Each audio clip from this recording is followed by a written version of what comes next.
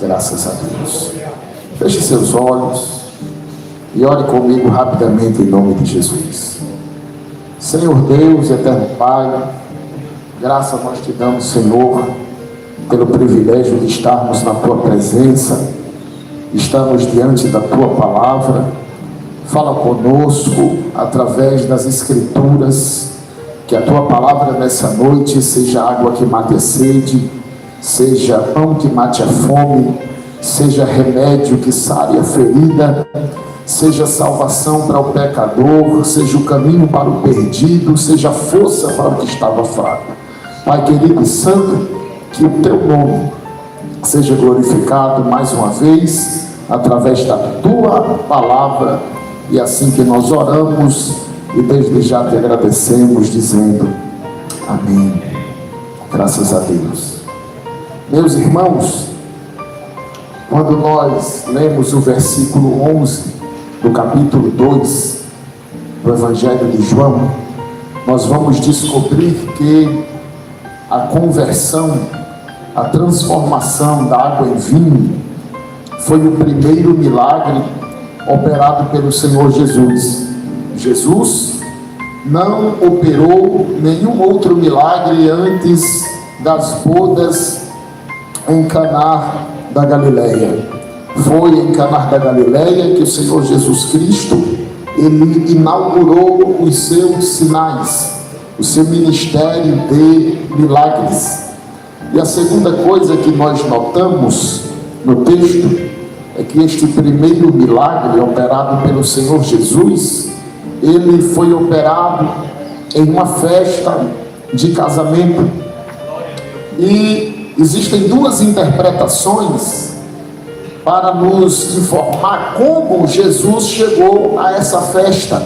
A primeira linha de interpretação diz que Maria, a mãe do Senhor, ela era conhecida daquela família, e por isso, antes de Jesus chegar com seus discípulos, ela já estava ali, como diz o versículo de número 1.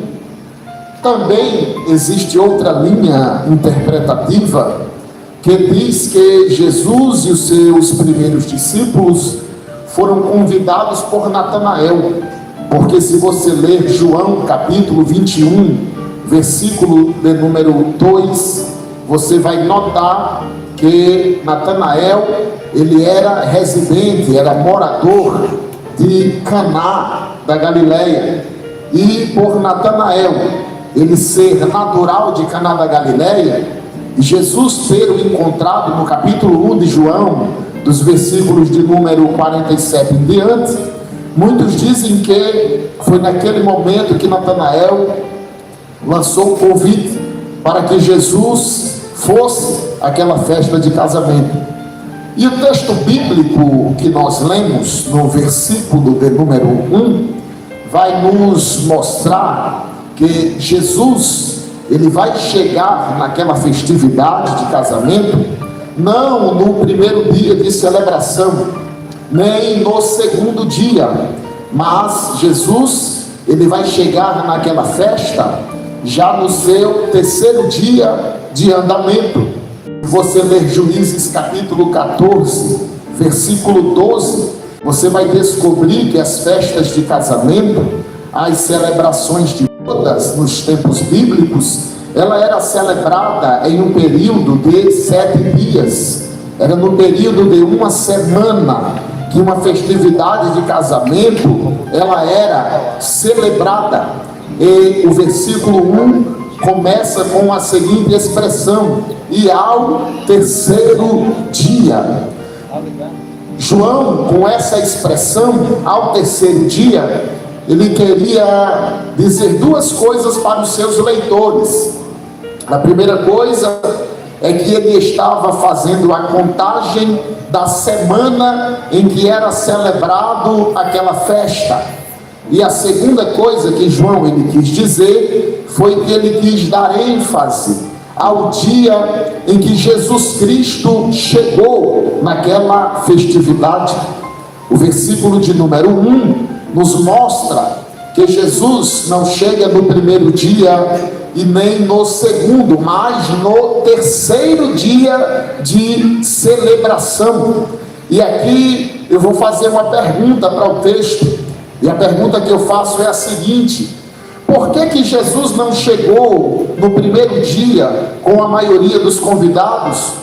Ou por que Jesus não chegou um pouco atrasado no segundo dia de celebração?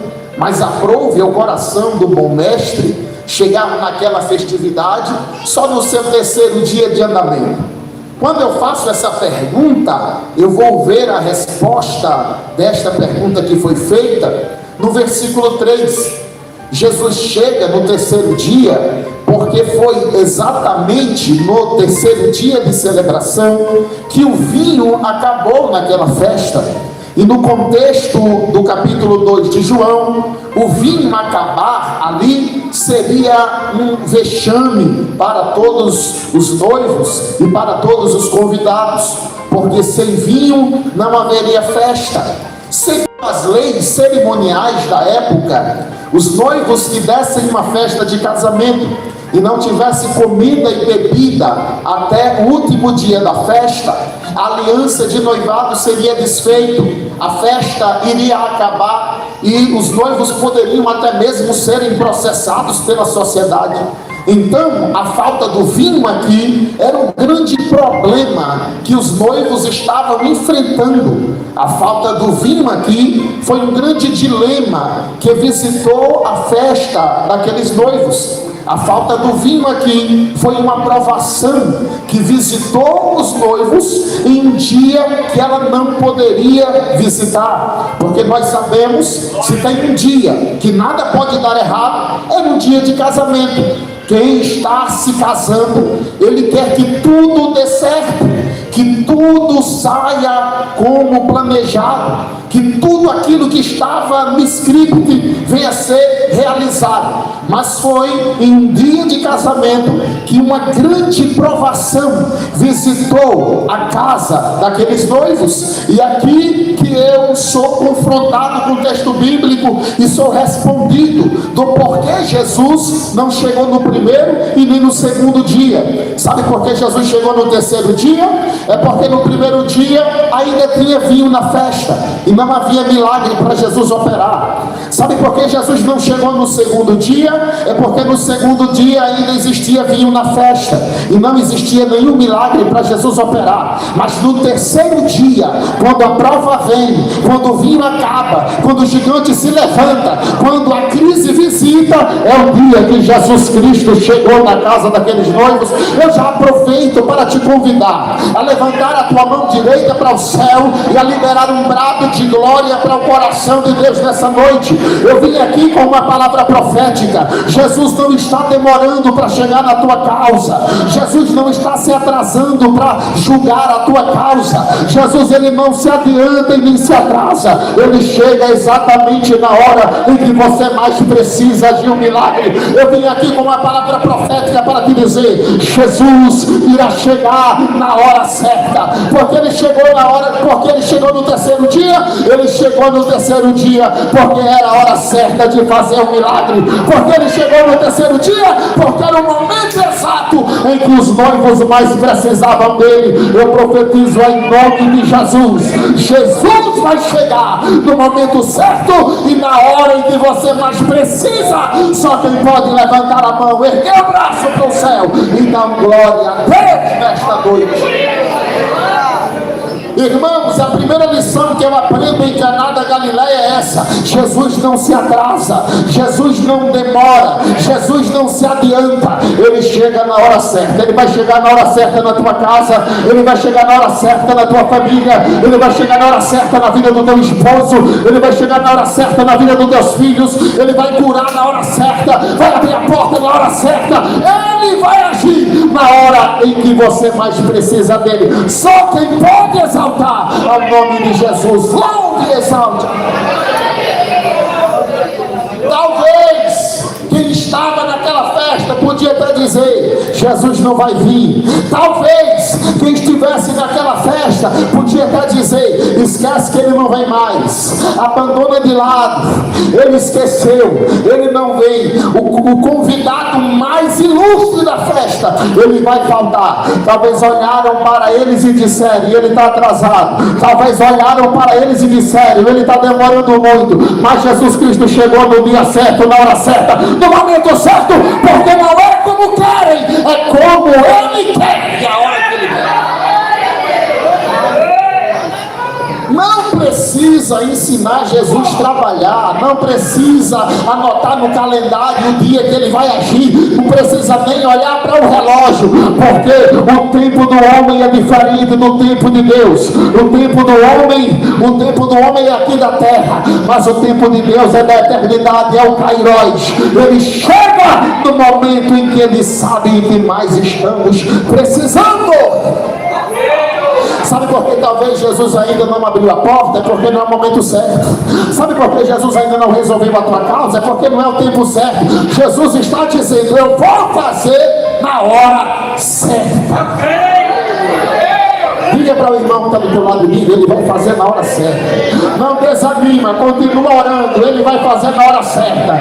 Não desanima, continua crendo, ele vai fazer na hora certa. Não desanima, não sai do barco, não pede carta de mudança, não pula do barco, fica no teu lugar, porque ele vai fazer na hora certa.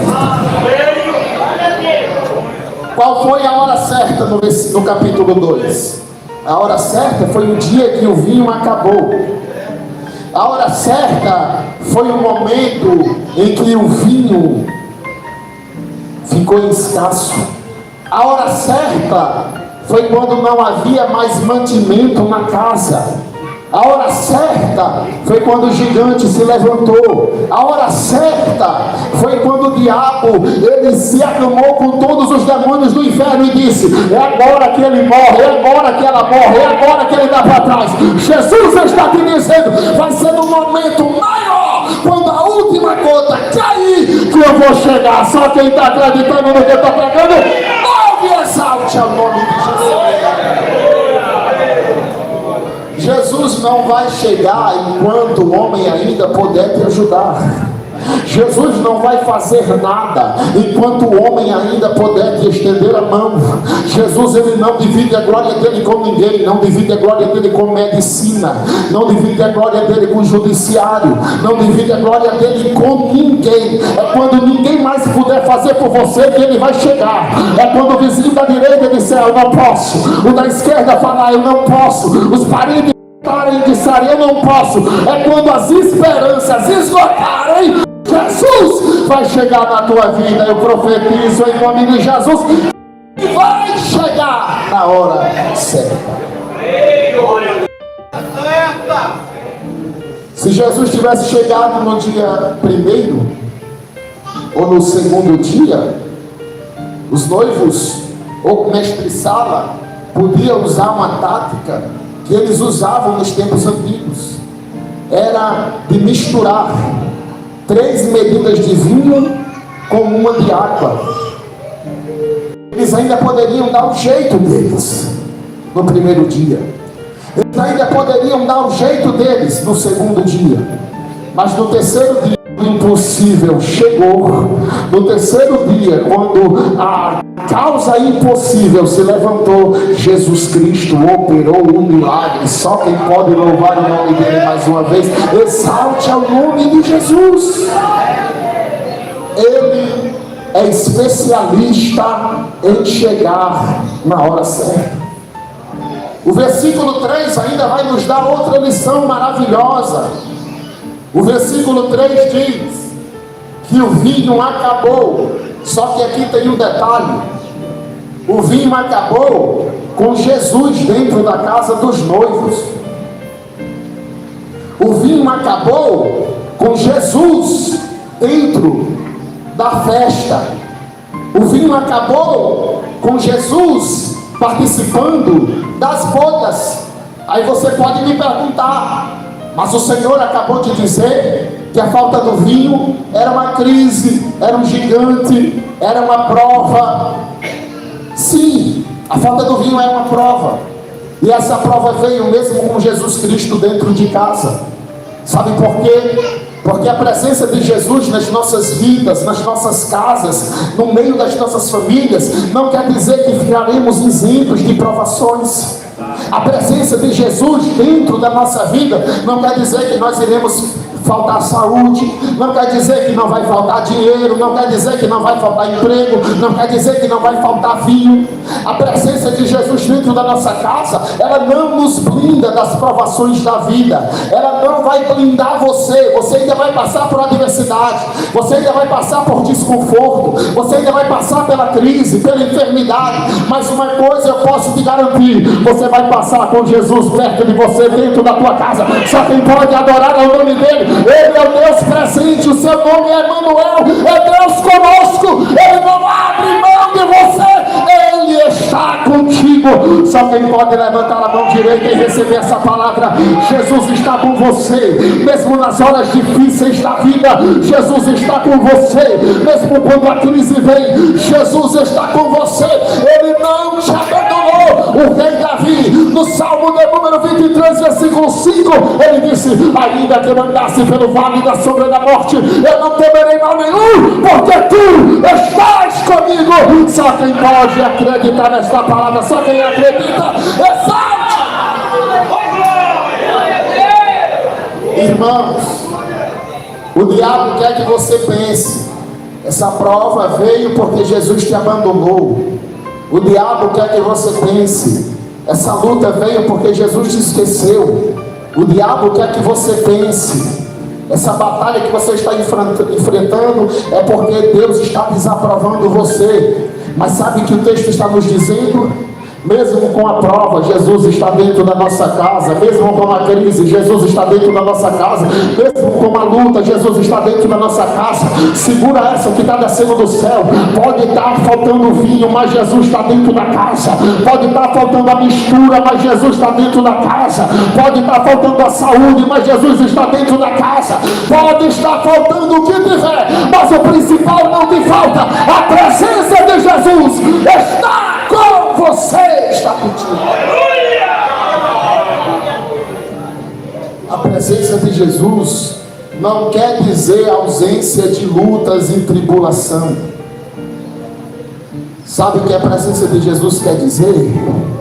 Eu estou contigo até nas horas mais sombrias e difíceis da tua vida. Jesus me trouxe aqui para dizer para você: isso não é um sinal da minha desaprovação, isso não é um sinal que eu te esqueci. Sabe por que essa prova veio? É para que você abra os olhos e me veja. Eu estou contigo, eu estou contigo, eu estou contigo, eu estou contigo, eu estou com você, e não abro mão de você. O texto diz: o vinho acabou, mas Jesus estava dentro da casa dos noivos. E olha o que vai acontecer ainda no versículo 3. Ainda no versículo 3. Maria, hoje é culto de senhoras.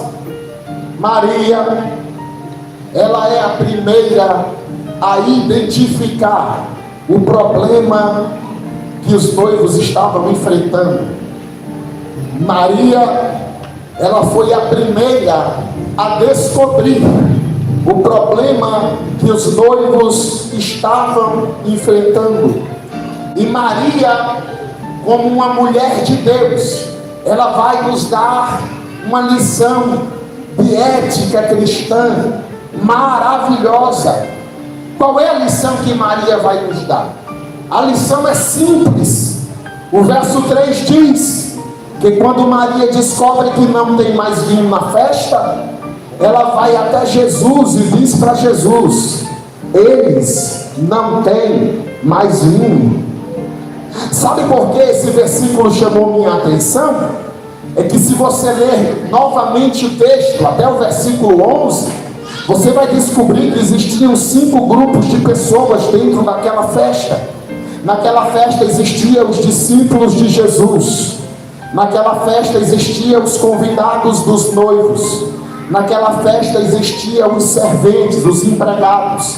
Naquela festa existia o mestre-sala, e naquela festa existiam os noivos. Mas quando Maria descobre o problema, ela não conta o problema para os discípulos. Quando Maria descobre o problema, ela não conta o problema para os convidados. Quando Maria descobre o problema, ela não conta o problema para os empregados. Quando Maria descobre o problema, ela não conta o problema para o mestre-sala. Quando Maria descobre o problema, ela não conta o problema para os noivos. O que Maria faz? Ela conta o problema para Jesus.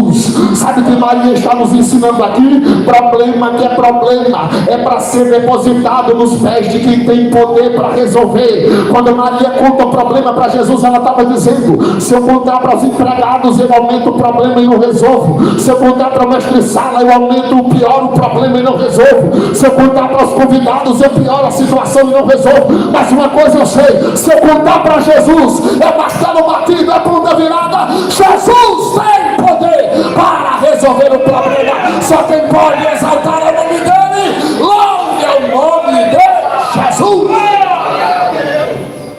Diga para o irmão que está do teu lado: só Jesus tem poder para resolver o teu problema. Só Jesus tem poder para resolver o teu problema. Para de falar para amiga, para de falar para amigo, para de dizer para A, para de falar para B, para de postar em Facebook, em status de WhatsApp.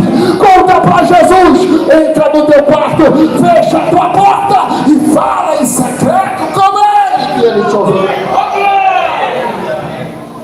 Diga para o seu irmão: não fala para mim, eu não quero saber. Fala para Jesus, fala para Jesus, fala para Jesus, fala para Jesus, fala para Jesus.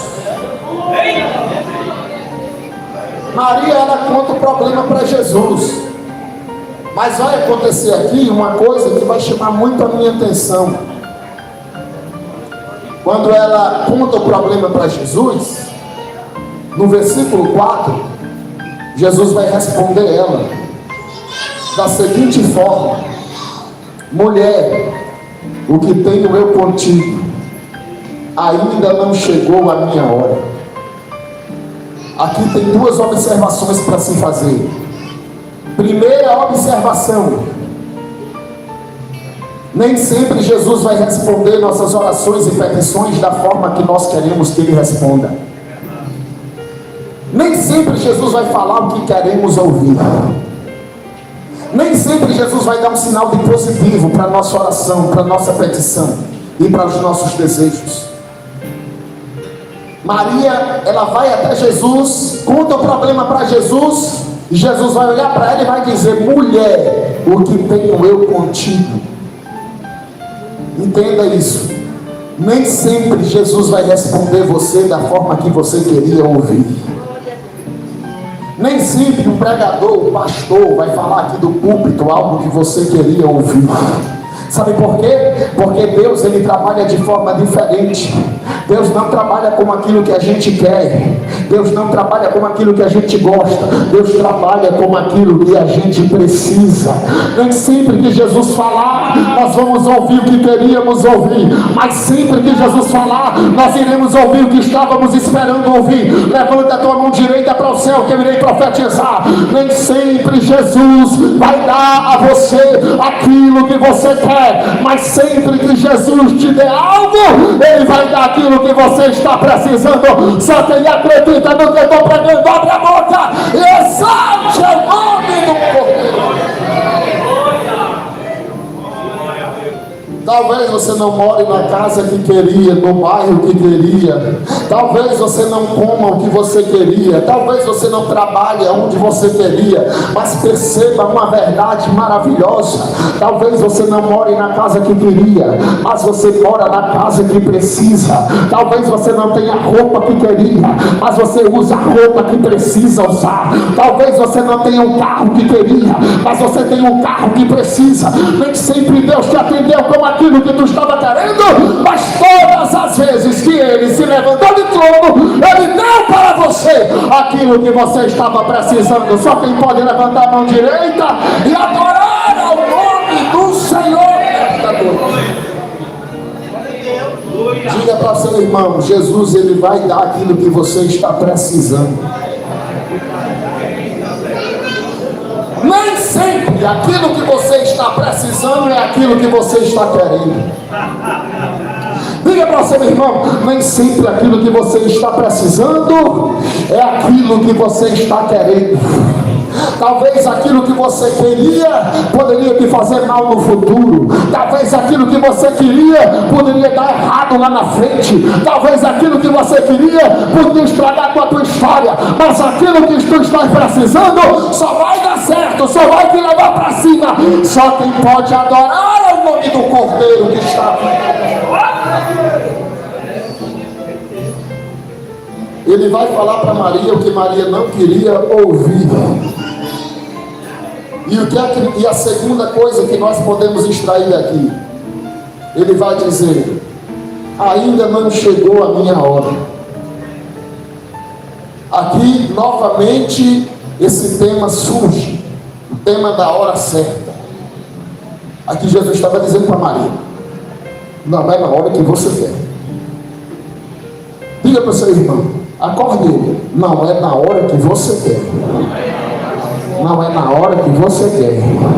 Não é na hora que você quer, é na hora dele, é na hora dele, é na hora dele, é na hora dele. Eu só vou parar quando você estiver dando glória. É na hora dele, é na hora dele, é na hora dele, é na hora dele. Olha o que ele vai dizer: minha hora.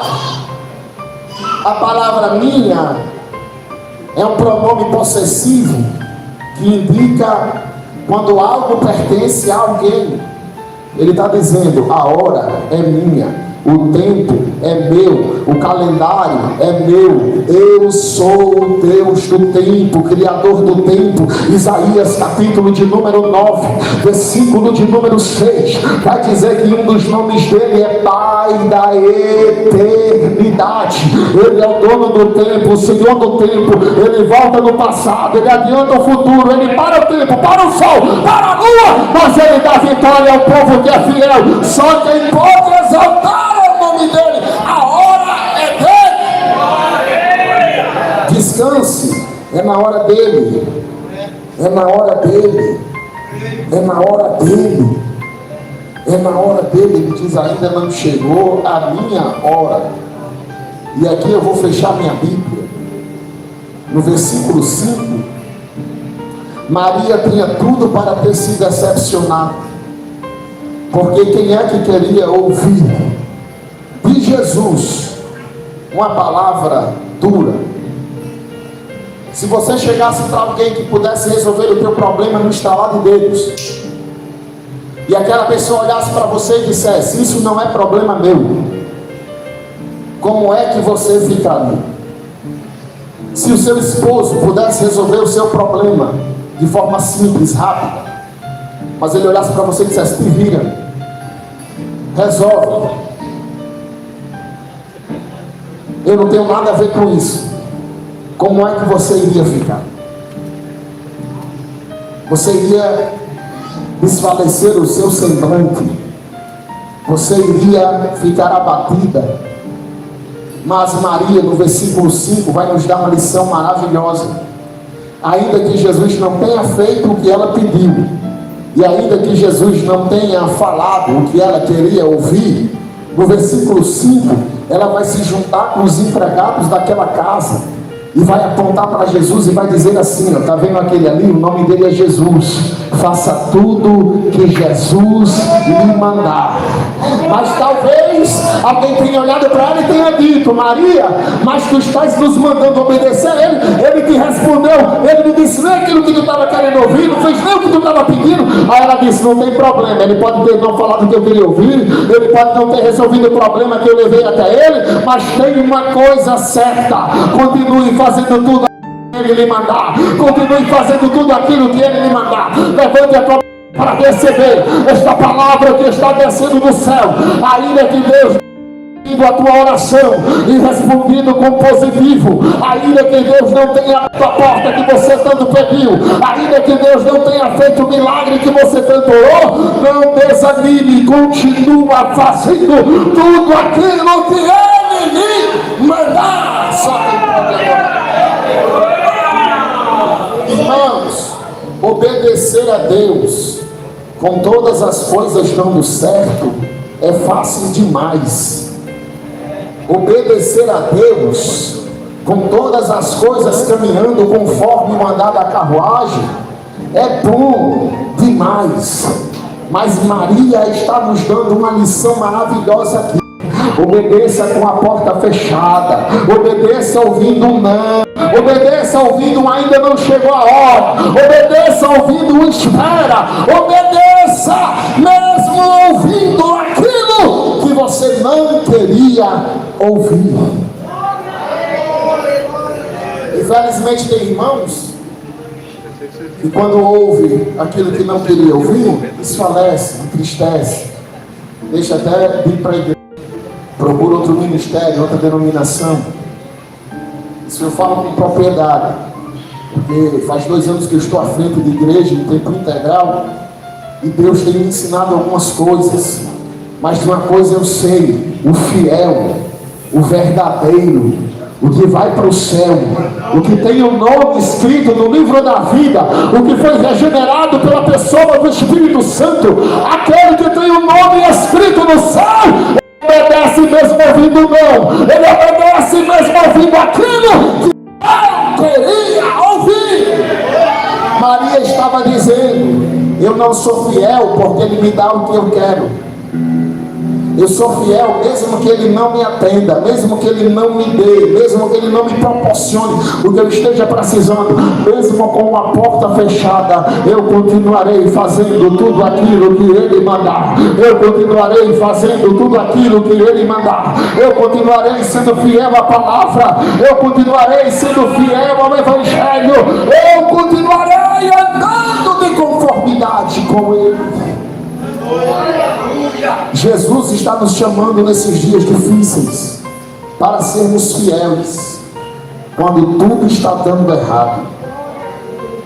Segure na mão do irmão que está do seu lado.